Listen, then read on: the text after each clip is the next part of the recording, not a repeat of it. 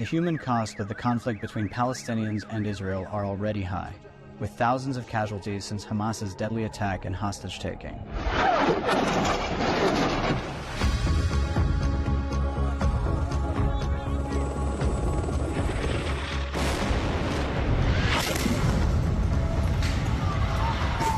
The horrifying scenes raise an alarming prospect, the possibility of a wider conflict that takes even more lives. A sharper escalation could rattle a world already struggling with the war in Ukraine and the emergence from the pandemic. Higher oil prices, accelerating inflation, and slowing growth will be felt most keenly in the Middle East, but it will spill over to the rest of the world. And a possibility of a global recession would disproportionately affect the most vulnerable.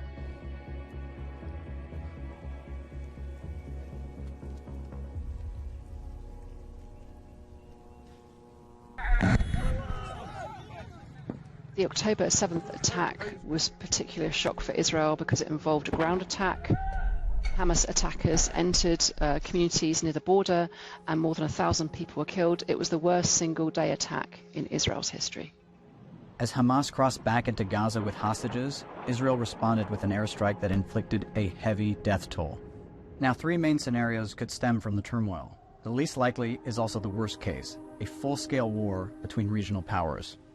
We could imagine a direct conflict between Iran and Israel. If this escalates into a direct conflict between the two countries, the implications will be big for the region. It will be big in terms of human costs, and it will be huge for the global economy as well. Iran is believed to fund and support Hamas, which is designated a terrorist organization by the EU and the US. Iran has denied direct involvement, but it's clear that there has been support for the group in the past.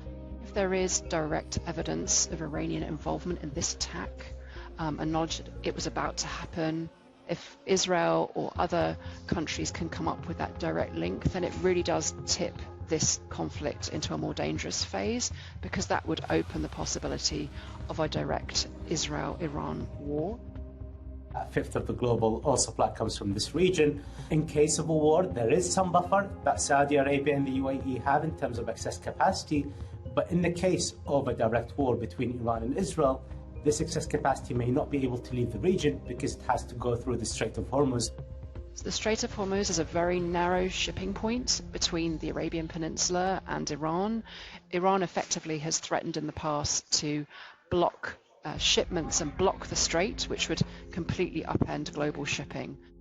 Bloomberg economics estimates show just how severe an impact the loss of this vital conduit could have on oil and global trade. In the case of a direct conflict between Iran and Israel, oil prices could rise to about $150 per barrel. That will lift global inflation to about 6.7% next year. That will have a significant impact on global growth. That will slow it down by 1 percentage point to 1.7%, the slowest in nearly 4 decades. And that will take off about $1 trillion of global output next year.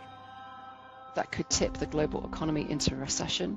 Obviously, the impact of that will be higher inflation, eroding normal people's spending power. It could mean people being laid off their jobs. It will mean a real economic crunch that could ripple through the global economy. Secondary economic effects are not top of mind, but they risk exacerbating the human toll. Another possibility is a more limited conflict, a proxy war.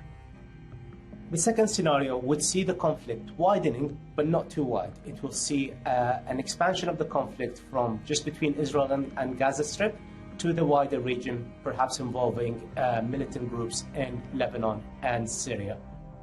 Iran has several groups which it's close to in the region. Hezbollah in Lebanon, the militant group, is already being drawn into the conflict between Israel and Hamas. There are also militia in Iraq and Iran-backed groups in Syria, which could be drawn in gradually.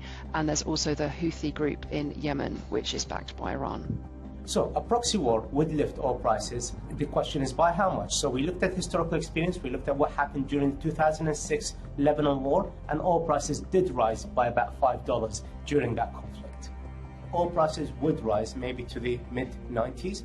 That again will lift inflation higher next year, and that will impact global growth. That will slow global growth by 0.3 percentage points, and that will take it to the lowest growth rate since the early 1990s, excluding the global financial crisis and the pandemic year.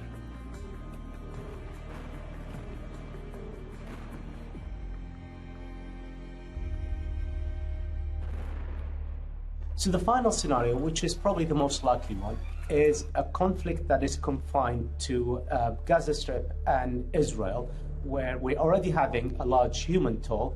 The scenario would be a similar but a larger scale to what happened in 2014, when there was a war in the Gaza Strip. 2,000 people died then, but the impact on the global economy was limited. Obviously, the impact on the regional economies in Gaza was devastating, but the global economy barely noticed that, despite the high human toll.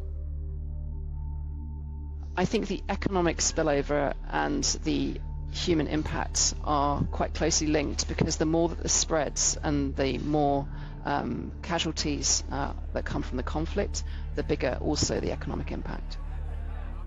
So the global economy is already coming out of many recent shocks, from the pandemic to the war in Ukraine, to rising interest rates, to high inflation, to slowing Chinese growth. The global economy is already slowing, and inflation is just coming down right now. Interest rate is already high. You add a conflict in the Middle East on top of this, and that will exacerbate all these problems. Here in Tel Aviv, hopes of a more stable Middle East are in tatters. And as a human catastrophe morphs into a geopolitical crisis, the shockwaves will reverberate globally.